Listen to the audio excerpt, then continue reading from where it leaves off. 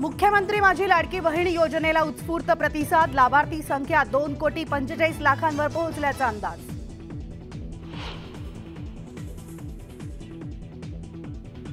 नाशिक जिल्हा परिषदेमध्ये दिव्यांग प्रमाणपत्रांचा घोटाळा झाल्याची चर्चा, जिल्हा परिषदेतील एकूण 70 कर्मचारी अडचणीत।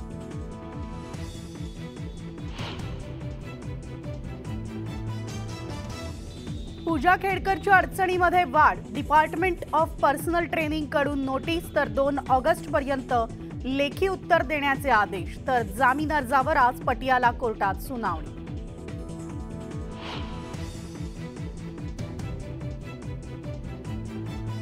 अमोल मिटकरींच्या निवासस्थानी पोलिसांचा बंदोबस्त वाढवला, 2 मनसैनिकांना पोलिसांनी घेतलं ताब्यात, एकाचा हृदयविकाराच्या झटक्यानं मृत्यू।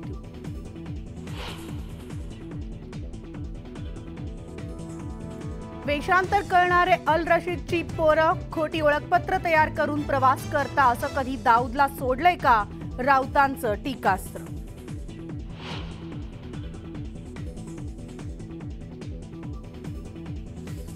उरण हत्या प्रकरणामधील आरोपी दाऊद शेखला आज कोर्टात हजर करणार, आरोपीला फाशीची शिक्षा द्या, पीडितेच्या कुटुंबियांची मागणी।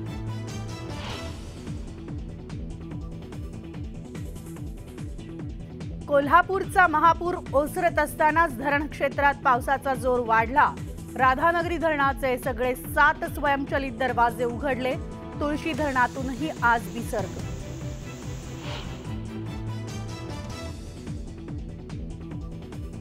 सायन रेल्वे पूल आज मध्यरात्रीपासून वाहतुकीसाठी बंद, येत्या 3 महिन्यांमध्ये पुलाचं पाडकाम हाती घेणार।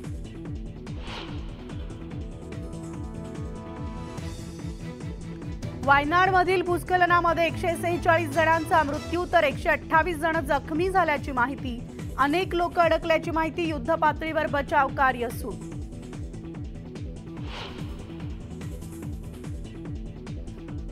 आणि भारताच्या हॉकी संघाचं पुढचं पाऊल, आयर्लंडवर 2-0 विजय, हरमनप्रीतची दमदार कामगिरी।